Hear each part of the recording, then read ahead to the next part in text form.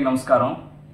గంగాధర్ నెల్లూరు నియోజకవర్గంలో పెనుమూరు మండల కేంద్రంలో పోలీస్ స్టేషన్ ఎన్నో సంవత్సరాలుగా ఉంది. ప్రస్తుతం ఎలక్షన్స్ అయిన తర్వాత ఇంతవరకు సబ్ ఇన్స్పెక్టర్ ఆఫ్ పోలీస్ వారిని ఇంతవరకు అపాయింట్ చేయలేదు. అక్కడ గుడి భూములు, బడి భూములు, ప్రభుత్వ భూముల్ని ఆక్రమించుకునే వాళ్ళు ఎక్కువయ్యారు. దీనిని కట్టడి చేయాలంటే పోలీస్ వ్యవస్థ పటిష్టమైనదిగా ఉండాలి. సమర్థవంతమైనటువంటి పోలీసు వ్యవస్థ అక్కడ ఉండాలి.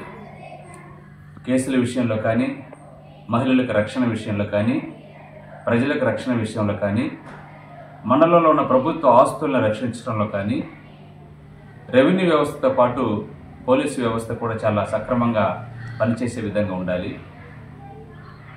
మేము చాలా రోజులుగా చూస్తూ ఉన్నాం. ఈ పరిస్థితి ఇలాగే వదిలిపెడితే మండలంలో ఇంకో రకమైనటువంటి పరిస్థితులు ఎదురయ్యే ప్రమాదం ఉంది. అసాంఘిక కార్యక్రమాలకి అడ్డగా మారిపోతుంది. ప్రభుత్వ భూములు ఏవి కూడా మిగలవు. దయచేసి ఉన్నతాధికారులు, జిల్లా ఎస్పీ గారు కూడా వెంటనే స్పందించి కొంత రిస్క్ తీసుకొని పోలీసు వ్యవస్థని పటిష్టపరచాలని కోరుతా ఉన్నాను. అదేవిధంగా ఒకవేళ ఇది కనుక జరగకపోతే అసలు ఆ మండలంలో పోలీస్ స్టేషన్ ఉండటం కూడా వేస్టే.